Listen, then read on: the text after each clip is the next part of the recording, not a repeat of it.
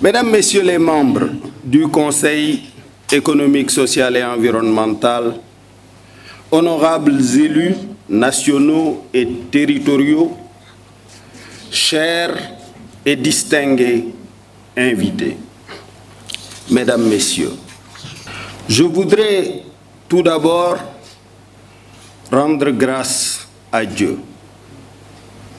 Ensuite, exprimer mes remerciements à Monsieur le Président de la République, Son Excellence Monsieur Macky Sall,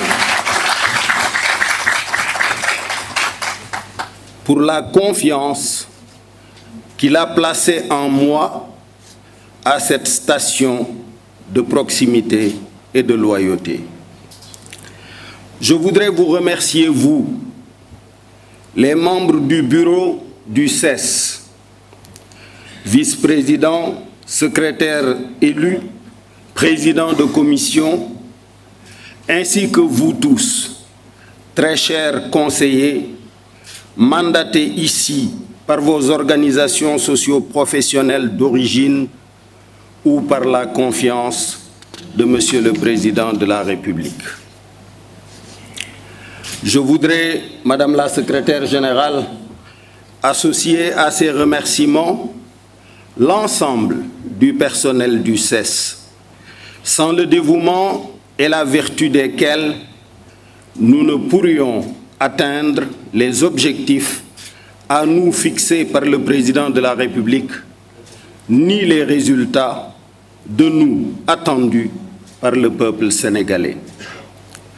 Je voudrais également rendre un hommage appuyé à toutes les femmes et à tous les hommes valeureux qui m'ont précédé dans cette mission à la tête de cette institution, de feu Maître Léon Boissier-Palan à Madame Aminata Touré, en passant par d'autres illustres figures,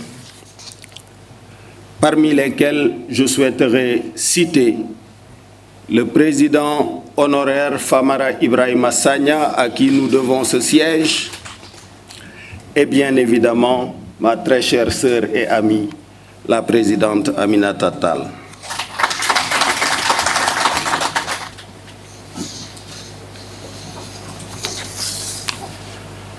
Je voudrais dire à tous ses prédécesseurs que c'est sur les fondations de leur legs que j'entends continuer à mener avec l'ensemble des conseillers et membres du personnel ma mission. Je voudrais enfin remercier l'ensemble de nos compatriotes qui ont émis des avis sur le choix que j'ai fait d'accepter de diriger notre institution. Je suis attentif à toutes les opinions exprimées, de manière bienveillante ou pas, car j'y vois une source précieuse d'enseignements destinés à faire de moi une meilleure personne et un meilleur leader. À nos compatriotes qui s'interrogent légitimement sur le fondement de ma décision, je leur réponds ceci. Face à certaines circonstances historiques, il faut dépasser l'attitude vaine du spectateur stérile, pour citer Aimé Césaire. Il faut également dépasser l'attitude de la résignation et de l'exigence sans cause. Lorsque la nation a besoin de ses fils, ces derniers, à l'image du soldat et du policier prêts à risquer leur vie, doivent répondre à cet appel. Il faut agir au bénéfice exclusif des populations. Peu importe le coût pour notre propre image ou même notre vie, qui, au regard du destin d'une nation, demeure une insignifiance. Il s'y ajoute que la compétition électorale de 2019 est derrière nous. Le contentieux qui en est issu a été éteint par l'ouverture du dialogue national et les résultats remarquables qu'il a produits. S'agissant de mon intention antérieurement exprimée de ne plus accepter une nomination par décret, j'ai appris d'un grand soufi que la nécessité crée l'exception, même en religion. L'homme peut se prétendre maître de ses intentions et de ses actes, mais son destin relève de ce que les croyants appellent volonté divine et que les non-croyants pourraient nommer contexte, circonstance ou situation. Cher Beydi, vous l'avez rappelé, notre pays, à l'image du reste du monde, y compris des plus puissants, a subi le choc terrible, inédit de cette Covid-2019 avec son cortège de conséquences économiques et sociales jusque-là inconnues. Aujourd'hui, comme hier, ma réflexion et mon action portent plus sur les solutions à apporter aux difficultés des citoyens que sur la polémique. Ceux qui attendent encore à la gare 2019 doivent réaliser que le train est déjà au loin. Il s'élance déjà du quai 2020 en route pour 2035 et au-delà, s'il plaît à Dieu.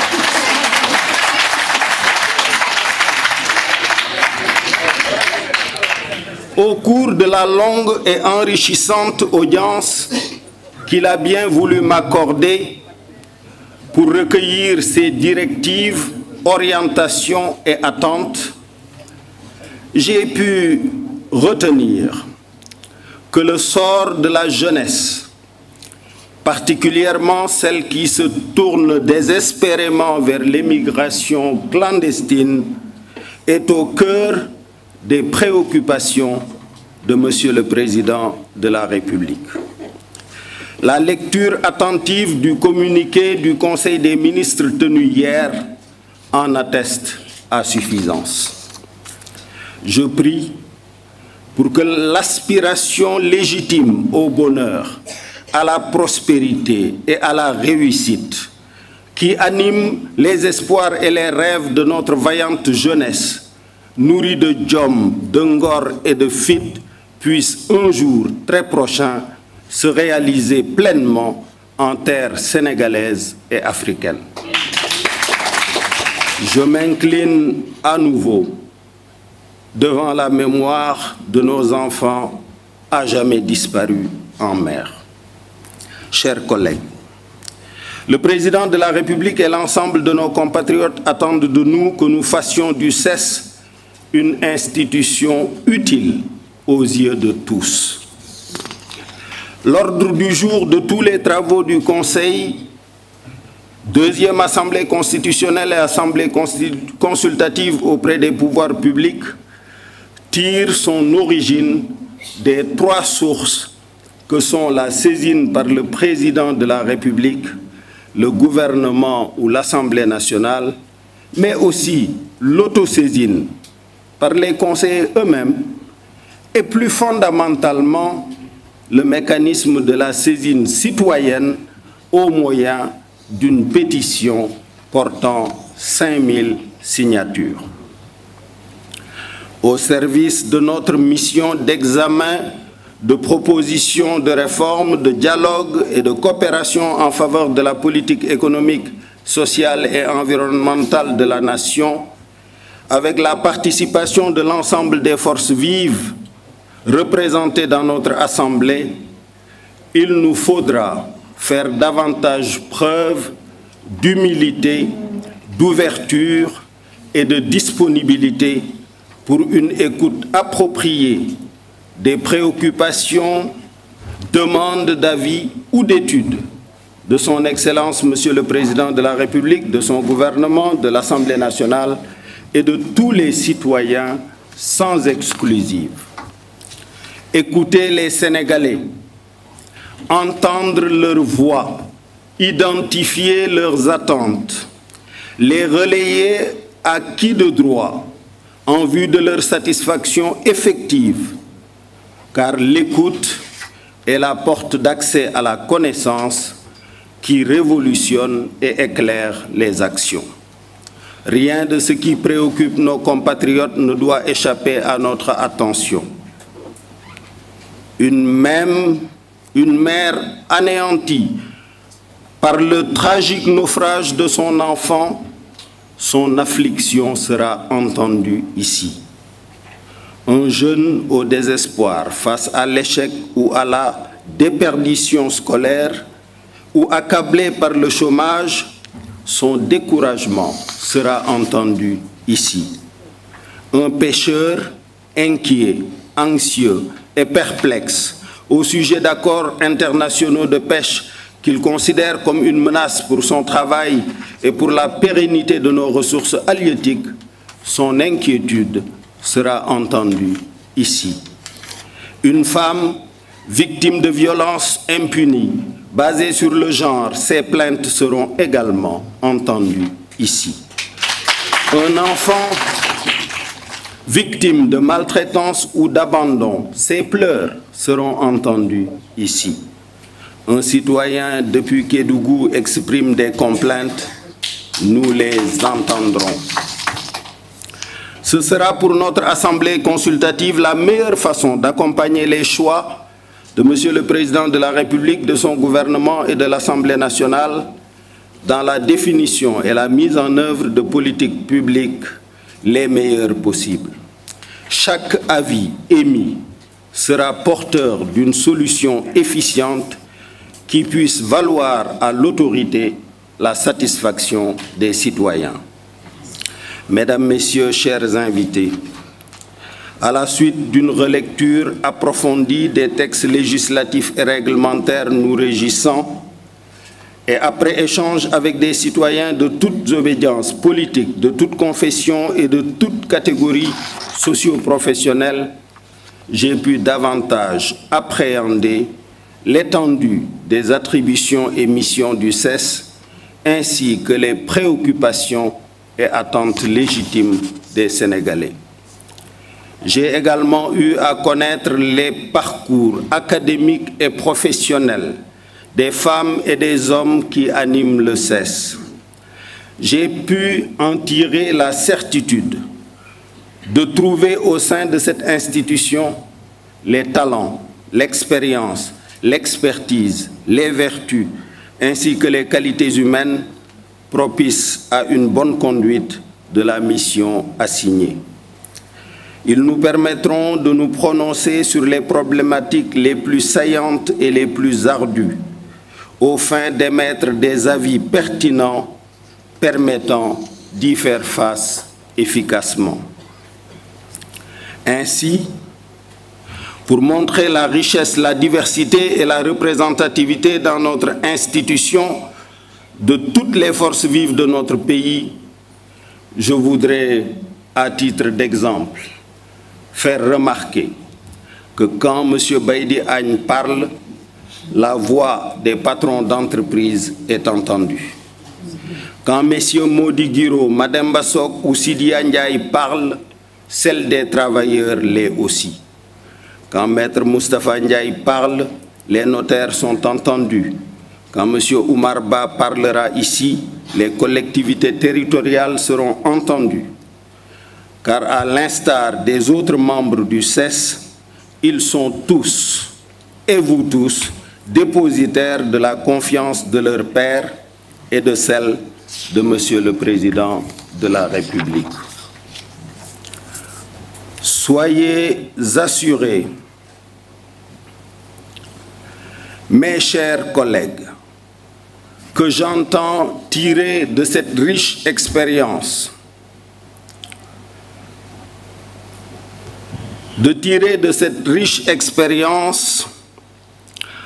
un avantage, et je vous remercie par avance de la disponibilité, du dévouement et de l'engagement que l'examen de vos parcours académiques et professionnels respectifs m'autorise à bien des égards à en espérer.